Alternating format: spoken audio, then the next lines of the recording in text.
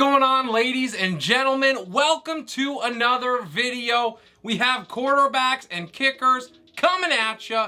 In the video today, we are going over the top 25 options for those in 2QB and Superflex leagues, which everyone should be a part of at this point in time. We're also going over the top 12 kicker options, my favorites for the week, to get you guys all prepped and ready to dominate your opponents and get a dub in week number 4. Keep your eyes peeled for all of the content that I have coming out week in and week out, Monday to Saturday. I am dropping something at 12 p.m. Pacific, sometimes 2 videos a day. So if you do not want to miss any of the content, make sure you like the video first and foremost, and then please consider subscribing to the channel. It helps me out so very much. Going for our first 500 subscribers, you can be a part of that, so click that button so you do not miss a thing. And with that said, done and out of the way, let's get into quarterback rankings.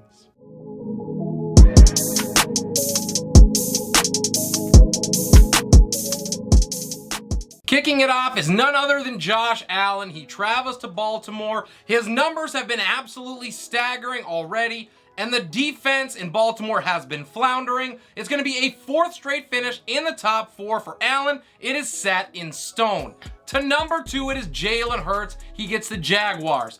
With finishes of QB 4, then 3, 2 last week, this might be the week that Jalen is able to claim that number 1 spot. Up next is Lamar Jackson. Over the last 2 weeks, he has 10 touchdowns, 536 passing yards, 226 rushing yards, and 2 QB1 overall finishes. If he did not have Buffalo this week, I would make it 3 straight for him.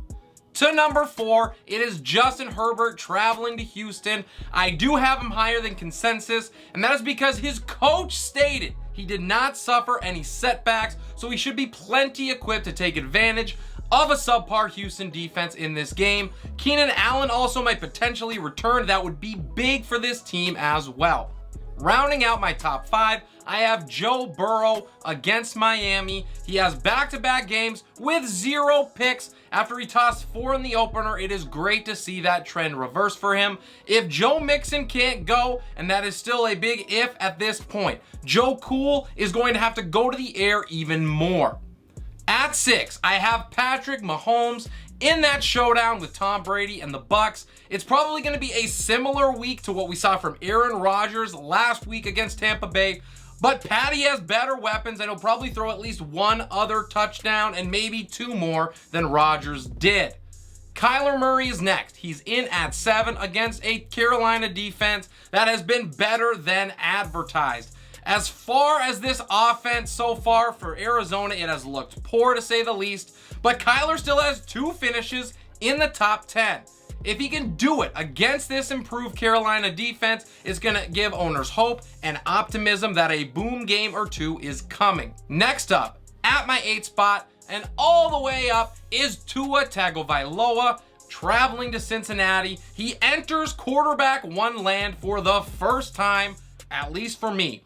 Ensuring that his back is okay is going to be the first thing you got to worry about. But if that is the case, and he's not seeing stars because of it, then he is going to start for you in a shootout with the Bengals. In at number 9 is Captain Kirk Cousins. He travels to London to take on the Saints, who allow just over 13 points a game to the position, so there is certainly risk in this play. But Kirk has 2 finishes as a QB1 so far this year. I'm going to bet he makes it 3 of 4 against New Orleans, as long as this doesn't count as a primetime game, which I'm pretty sure it's at 6:30 in the morning for me, so it doesn't. At my 10th spot is Tom Brady against Kansas City. The Chiefs are allowing top 10 numbers to the position, and he's got Big Mike coming back as well.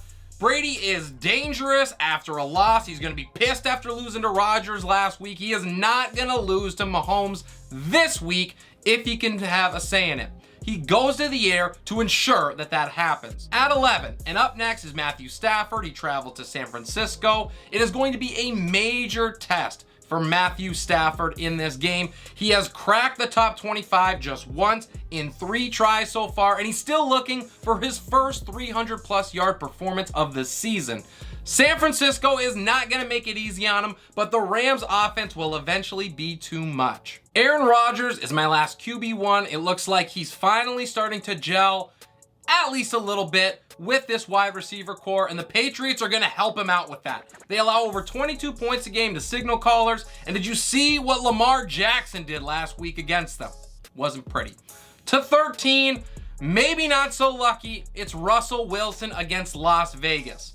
If Dangerous is unable to do it this week against this defense, it's going to be full-on panic for both managers and Bronco country alike. In the same game, it's Derek Carr at 14. At least the Broncos have something that they can love on the defensive end, because that offense has not been it. They're allowing less than 12 points a game to quarterback, so it's going to be tough for Derek Carr to capitalize, but he knows the importance of this game. The Raiders are already 0-3. He is a leader that is going to try to carry the load himself if he has to. Up next, at 15, is Jared Goff. If you were able to snatch him up on waivers, you might as well throw him into your lineup this week. He has 8 touchdowns, 2 picks, and 743 passing yards as the current QB 11 on the season. 2022 is a strange year, let me tell you. To 16, it is Trevor Lawrence against Philadelphia. He is rolling now after a quarterback 24 finish to start the year. He's got back-to-back finishes as a QB1, where he's thrown 5 touchdowns, 0 picks in that time.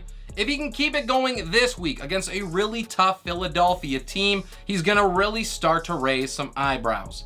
At 17, I have Marcus Mariota. He gets Cleveland. We're just unable to sleep on this guy anymore. His rushing upside has been completely neutralized over the last 2 weeks, and he is still putting up respectable numbers. If he is available and you need a QB2 option, he is your man.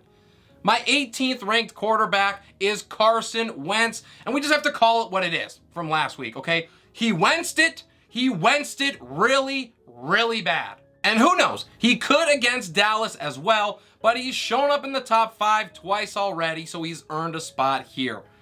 At my 19th spot, I have Matt Ryan against Tennessee, and they're giving up nearly 23 points a game to the position. Ryan looked a lot better than I expected him to last week against Kansas City, and I think that having Michael Pittman back for this offense makes all the difference in the world. Same game, worst matchup. At 20, it's Ryan Tannehill. After he fell into a black hole against the Bills, he came all the way back and posted a top 10 finish last week.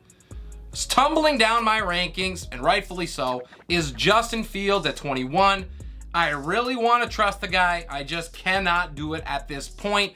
Chicago's offensive line is absolutely killing me, and no David Montgomery in this game does not help either, even as good as Khalil Herbert has been. To 22, and it is Jameis Winston against my Vikings. There's just been too many bad Winston games here over the last couple weeks. His wide receivers are banged up. He's got to travel real far. Don't love it from Winston, but he should put up decent numbers if you are desperate. Speaking of desperate, at 23, I have Geno Smith against the Lions. He's got 2 finishes in the top 15 out of 3 tries, so you could certainly do worse than this. And considering the Lions are giving up the 3rd most points per game to the position, I might actually be too low on him, but I'm not accepting that. We have him at 23. My last QB2 option is Jacoby Brissett against Atlanta. I'm not sure what my problem here is here, guys. I apologize. But I see the matchups, I see the production, and this is where he lands. Brissett has back-to-back weeks as a top 16 guy, so he definitely has a somewhat decent floor.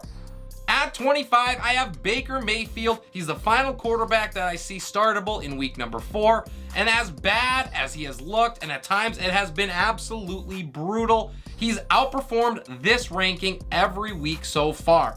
Arizona allows over 21 points a game to quarterbacks as well, so if you need me to pull your leg, that is your out. With quarterbacks out of the way, it's a great time to remind you to comment down below with your thoughts on my rankings. Give me any questions that you may have on the week as far as start, sits, trades, whatever. I am here to help you out. I will answer every question and comment that I receive. And now, on to kickers.